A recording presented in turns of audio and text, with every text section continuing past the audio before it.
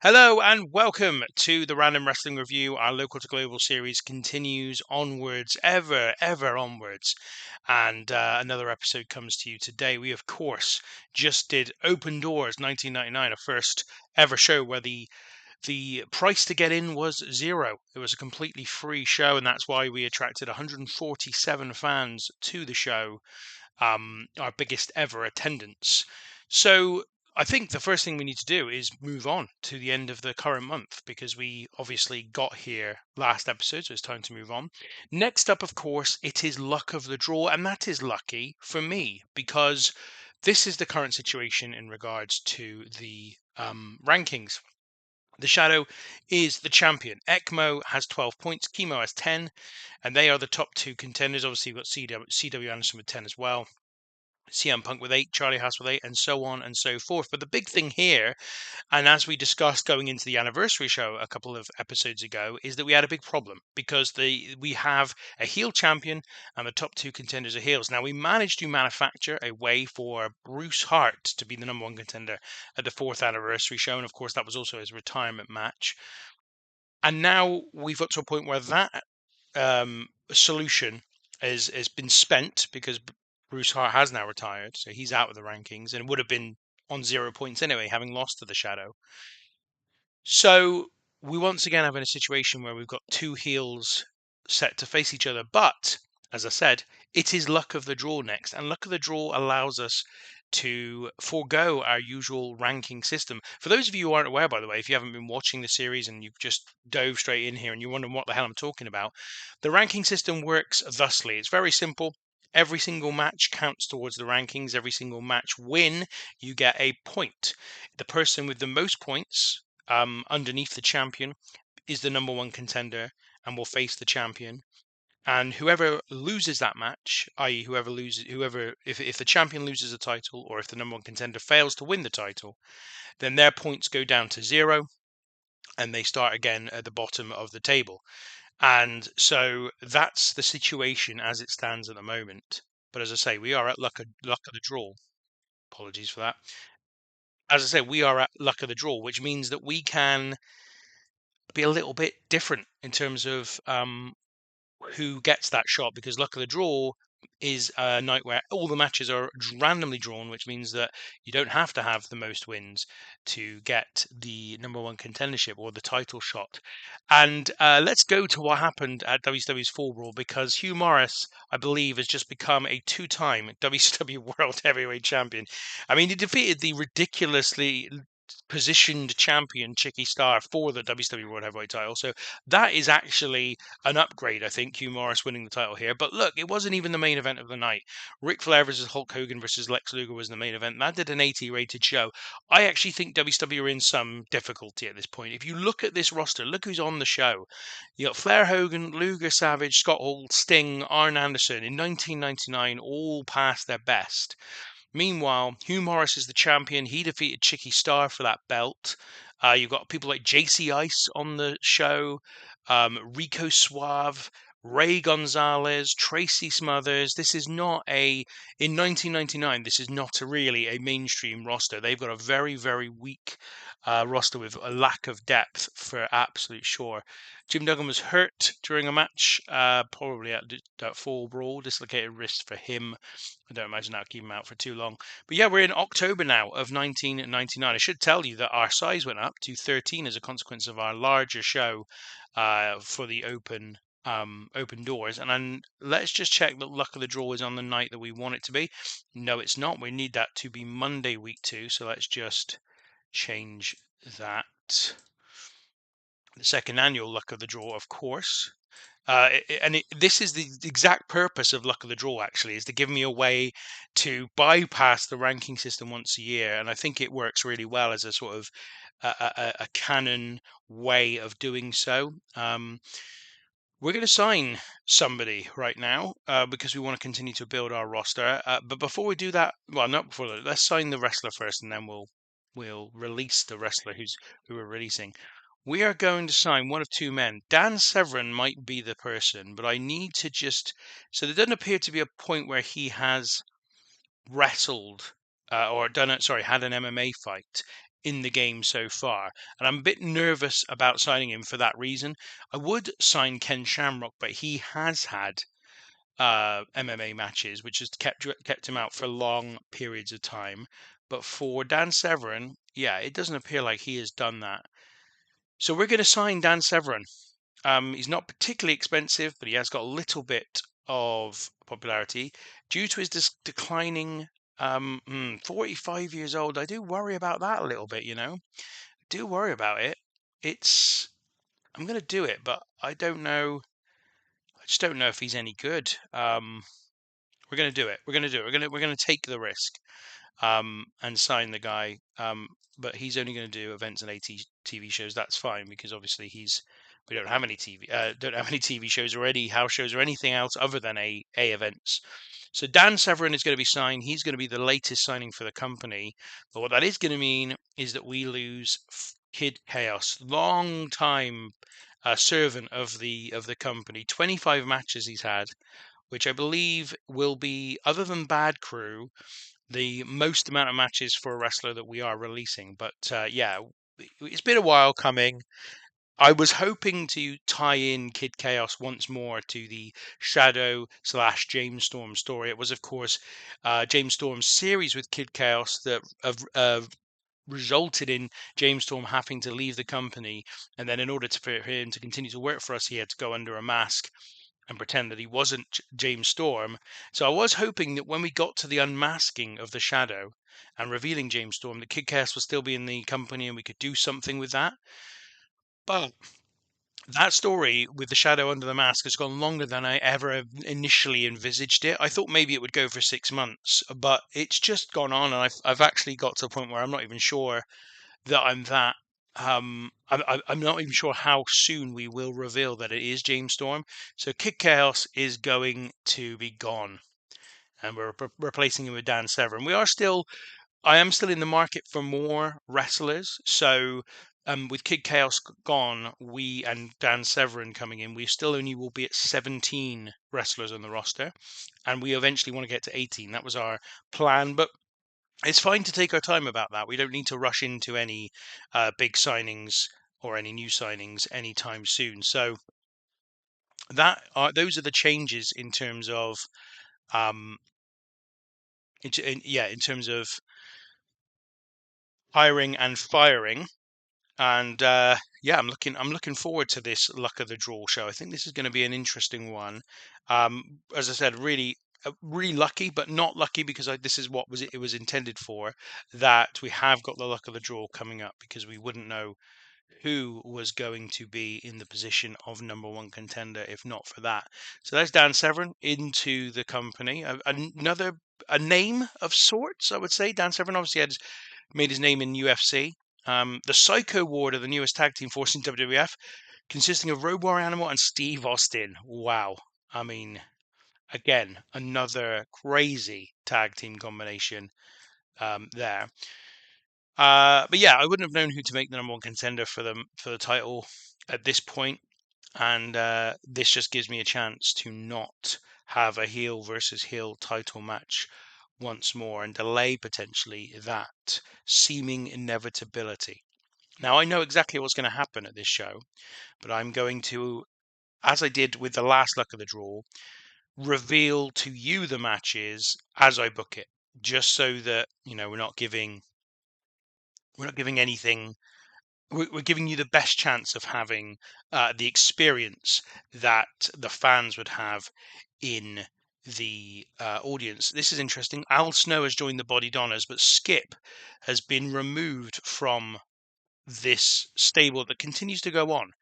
4 years after it actually ended in real life, the Body Donners is still a thing in WWF. I'm tempted just to have a quick look at that stable, in fact.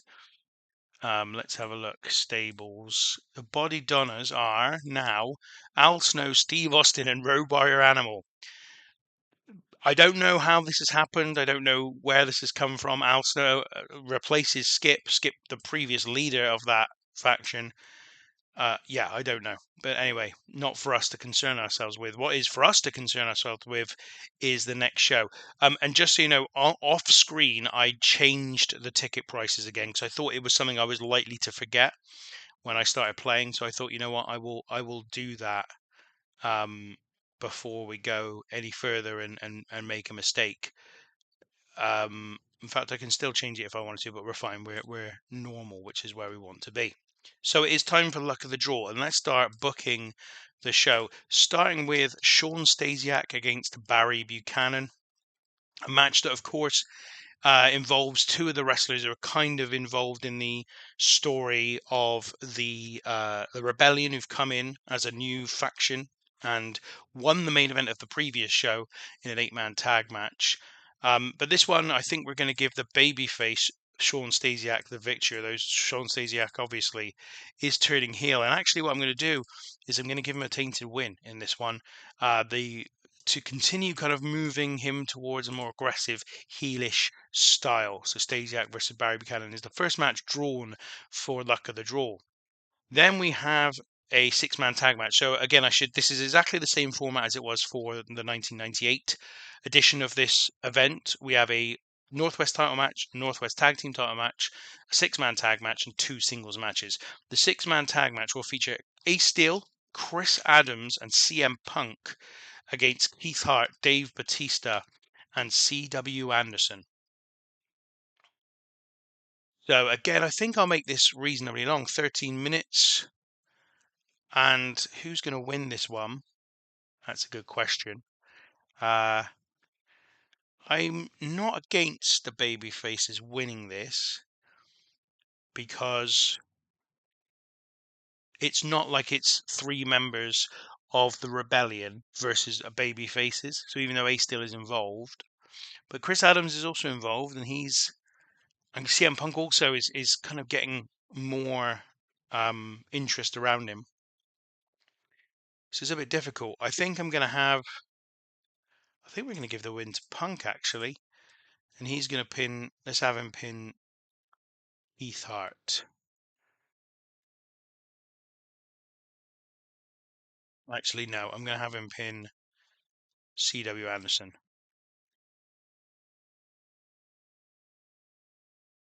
Um, Chris Adams does not have the stamina for a match this length. Let's keep it at 13 minutes, but that is an interesting note against Chris Adams. I wonder if Dan Severn might also suffer, because again, he's not somebody who can wrestle on every single show, so he might have some stamina issues. Then the next match in the luck of the draw sees Mark Henry against Teddy Hart, and this is going to be a short match in which Mark Henry absolutely destroys his opponent. Um, then after the match, Mark Henry is going to hit Teddy Hart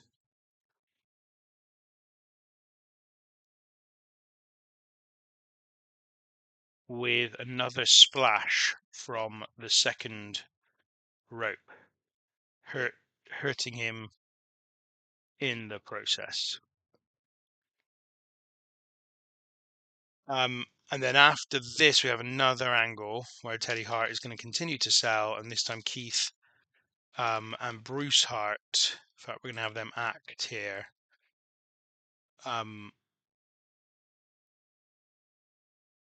Check on Teddy, their nephew.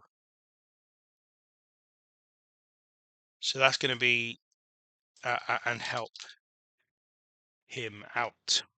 So that's going to be what happens here. And I'm actually going to set up a storyline, which is going to be Mark Henry versus Keith Hart.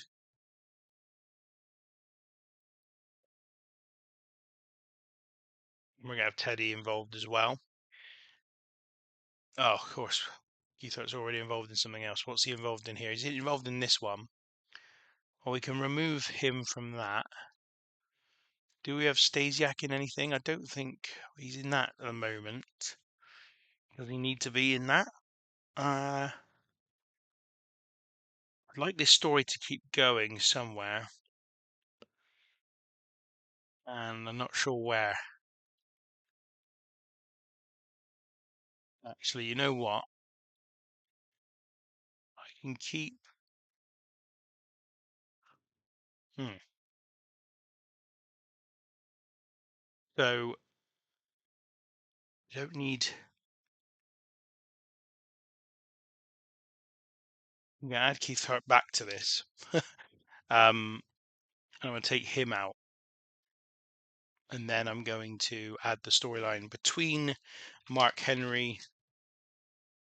It's going to be Mark Henry versus Keith Hart, but he's not going to be involved in the storyline yet. That's because I don't need him to be just right at this moment.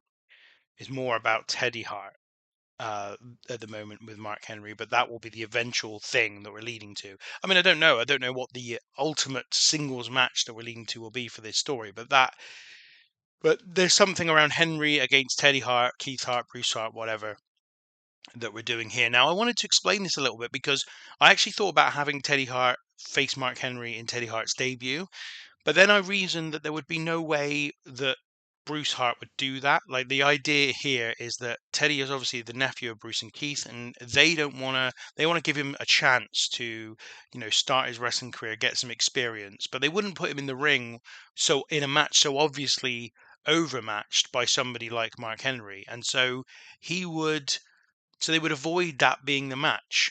But then, of course, if Teddy Hart was entered into the luck of the draw, there would be a chance that he would come up against Mark Henry, and that's what happens here. And then Mark Henry destroys him, and yeah, and then obviously Bruce and Keith are concerned for their nephew. So then the next match will be the tag team title match, and it's going to be ECMO and Chemo against Buddy Wayne and Billy Kidman. That's what we're doing for the tag team title match. And again, I think we'll give this some good time. I think we'll make it 14 minutes. We're going to have ECMO beat Billy Kidman to successfully defend the tag team titles. I think we might even make this. No, let's not make it a storytelling match. Let's keep that as is. So that's the semi-main event, the RWR Northwest Tag Team title match, Samoan Violence Connection versus Buddy Wayne and Billy Kidman.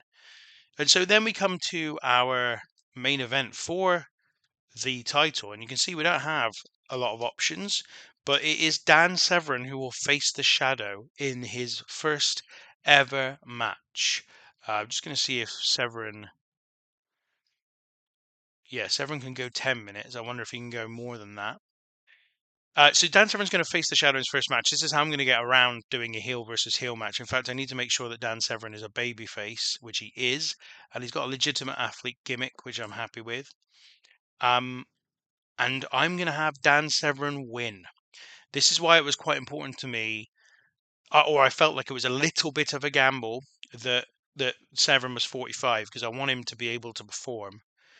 We're going to have him win with a submission because obviously that's what he does. And I might even try and make this 15 minutes and do a slow build. So Dan Severn's going to win the RWR Northwest title on his debut in the company, and that is what the luck of the draw enables us to do, and what actually this is a consequence of our ranking system. If we didn't have the ranking system in place, then people would say it's ridiculous that Dan Severn comes in his first match and wins the title. But because we have the ranking system in place, and then because this is the luck of the draw, which is the one night of the year when the ranking system doesn't apply, I feel like it makes sense. It's a legitimate organic thing that could happen. So Dan Severn's going to come in and win the RWR Northwest title on his first appearance. It's a bold decision, but this is how I'm getting around the whole thing with um, all of the wrestlers who are sort of. I'm trying to figure out which one I want as a storytelling match now. I guess this one.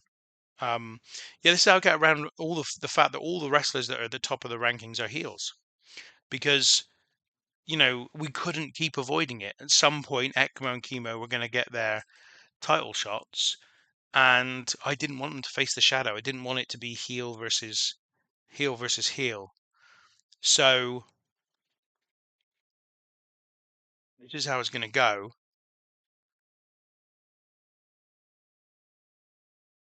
I'm wondering whether or not I reveal that the shadow is James Storm as well in this instance. I hadn't considered this before starting recording, but I'm just getting to that point where I am starting to get concerned that I don't know exactly how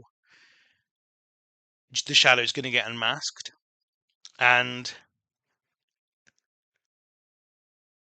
this would be this would be an opportunity to do that, I guess.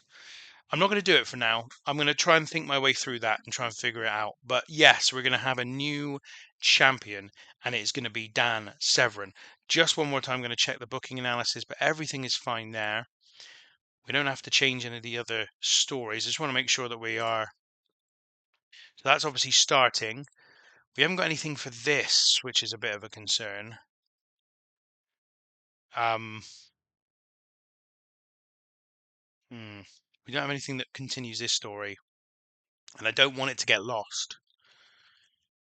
CM Punk Buddy Wayne, we also don't have anything for. Actually, that was going to be something I did. So, actually, I was going to have this be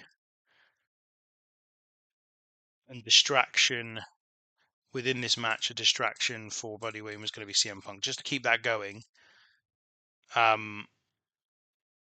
Which adds to their inability to win.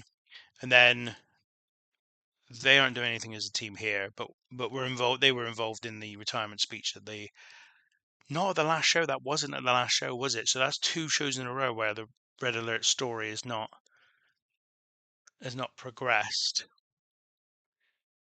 And then this will also keep going. Well, I'm going to leave it as is for now, but I think I need to rethink and reshuffle some of the storyline elements of the roster. But let's do it. Let's have our show. Let's make Dan Severn the sixth man to hold the RWR Northwest title. So in front of 103 people as well, the highest crowd we've ever had that's actually paying.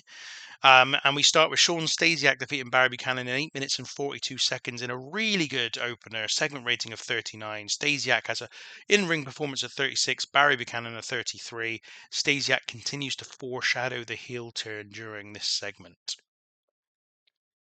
Then next up, we have the six-man tag match. Ace Steel, Chris Adams, and CM Punk take on Keith Hart, Dave Batista, and CW Anderson. This finishes in 13 minutes and 5 seconds when Punk pins Anderson with a Shining Wizard. As you can see here, Chris Adams had a 34 despite being visibly tiring towards the end. Punk a 37, Ace Steel a 35, Batista a 39. He was the best performer of the match, and Keith Hart a 22, CW Anderson only a 25. So most of them performing well here, and Batista in particular really impressing. But a segment rating of 36 cannot be cannot be unhappy about. Then after this, we have Mark Henry versus Teddy Hart, and here we go. So a segment rating of 4. Now, this is partially down to the fact that Mark Henry and Teddy Hart do not click at all, and that showed in their performance. It's also partly down to the fact that Mark Henry and his manager woman are a very poor combination, and they don't click at all either. So double negative chemistry here. Mark Henry had an in-ring performance of 16, so he's not doing great at the moment. Teddy Hart, an in-ring performance of 19. Henry gets another victory. His popularity doesn't seem to be increasing enough to offset the poor quality of his performance and the fact that he and women just do not have any chemistry. So I'm going to have to continue to reconsider this, but ultimately the storyline between Mark Henry and the Hart family began here with Mark Henry winning in 14 seconds by pinfall with a big splash. Then after the match, Mark Henry hits Teddy Hart with another splash from the second rope, and this hurts Teddy Hart in the process. He's doubled over in pain as Mark Henry walks away laughing. Segment rating here of 17, and this actually helped the storyline gain heat, but obviously Mark Henry and Woman are still a drain because of their poor chemistry. Then afterwards, Teddy Hart is seen to by Keith and Bruce, who both show concern for their nephew, who is obviously in pain and could be hurt. So a segment rating of 21 to end this bit. You know what we're finding with Keith and Bruce Hart is nearly all the stories they're in and all the angles they're in and all the matches they're in, they don't perform well and they're not the best segment ratings. But I like having the Hart family. I think it's an easy story thing to lean on, and that's why we keep giving them stuff to do. Anyway, the show um, shouldn't suffer too much because we got the two big matches to come yet. And the first one is the RWR Northwest Tag Team Title match, which sees the Samoan Violence Connection make the third defense of their tag titles, defeating Buddy Wayne and Billy Kidman when ECMO pinned Billy Kidman with a Samoan drop, which was not stopped. The pinfall was not stopped, I should say, by Buddy Wayne because he was distracted by CM Punk. Chemo carried the match in terms of in-ring performance. He got a 47 rating here. Buddy Wayne a 34. Billy Kidman a 29. He's just gone up and up. He's just been better and better as time's gone on. Really pleased with his performances. And ECMO a 31. So a really decent tag team title match here to get the show back on course after some really poor stuff between Mark Henry, Teddy Hart, and Keith Hart. And then the main event, we have a new RWR Northwest champion, and this is not been a very good match at all. They didn't click, so the Shadow and Dan Severn do not have particular chemistry, and that showed in their performance. Dan Severn also had an in-ring performance of just 23, which is really poor for our new champion. Also, his gimmick only got an initial rating of adequate, and the Shadow seemed off his game as well because he was down to an in-ring performance of 33. So this is the worst main event and worst RWR title match we've had for a long time. But Dan Severn wins the RWR Northwest title with a beast choker, winning by submission after 14 minutes and 41 seconds. Now, hopefully, with an opponent that suits him better, Dan Severn will perform at a higher level. And also with the increase in popularity from winning this belt, hopefully that will also help as well. Disappointment here. The alternative I had to signing Dan Severn was someone I'm not going to tell you about because I may sign him in the future, but he would almost certainly have guaranteed a higher performance here. I just liked Dan Severn. I just felt like it fitted what I wanted to do here. So anyway, Dan Severn is the winner and the RWR Northwest champion on his debut. So an overall rating of 31, which is way down on our recent high quality of shows. We did have some good matches. Actually, the opener was the best. Stasiak and Barry Buchanan's 39 rated match. The six-man tag match was good. The tag team title match was good. Even the Northwest title wasn't bad. It just wasn't at the level we've seen from the Shadow in his title run. So let's first of all give some credit to Dave Batista, who was the best wrestler in the six-man tag. I think we will also once again compliment Chemo because he continues to be fantastic in his matches. And from there, I think we're also going to go on Sean Stasiak, complimenting on him on a good performance. And so that's luck of the draw. The big news, of course, is we have a new RWR Northwest champion. I wonder how many people who are watching this expected that before they started watching this episode, because I felt like it was I felt like it was a good. I thought it was a good story thing, but I just think in execution, because of Severn's lack of quality, unfortunately, that it didn't live up to it, which I am disappointed by. We have a new Northwest champion, is Dan Severn. He follows Buddy Wayne, Michael Morris, Blitzkrieg, Dave Batista, and the Shadow as the champion. The Shadow ends up with 3 successful title defenses. Prestige has not gone down as a consequence of that match, but you can see it is a notch below the last 5 title matches, all of which were very good indeed. So Dan Severn's got some way to go to increase the quality of his matches and get him further up get his title matches up in terms of their quality. And hopefully that will happen as we go forward with what Dan Severn's going to do next. Financially, this is September. So you remember September we did the free show. We did open house. Open doors, sorry, it was called. But in the end we only lost $144, and it did help us in terms of our attendance. It was the highest attendance we ever had. It was also we also increased our overall size in the region that we're in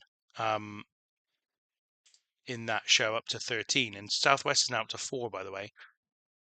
So I'm tempted to do it again. I'm thinking of doing one around Christmas or New Year for 1999, maybe the Millennium Party or something we'll call it, and it will be another free show. just to kind of draw in the fans, because if you look at the attendances, obviously Open Doors was our best one, but we've just had our second best with Luck of the Draw, so that also did really well. Um, any new entrants here in terms of the event we've just done? So the tag team match is here, 20th best match of all time, and then Stasiak and Barry Buchanan's match was the 12th best match of all time. I expect if we look further down, we will see that title match, but quite a long way down the pecking order, really. There it is. Dan Severn defeated the Shadow is the 55th best match of all time in company history, which is not terrible. I don't know how many matches we've now had in company history, but it's certainly not where the Shadow was living during his title reign. So anyway, that's everything we've got time for on this latest episode of our Local to Global series. Continue to like and subscribe. Anybody who's not done that, who's still watching, which I'm seriously imagining is very few people. But if there is anybody out there who is watching and hasn't subscribed, please do so. And we'll catch you next time. Thank you for watching.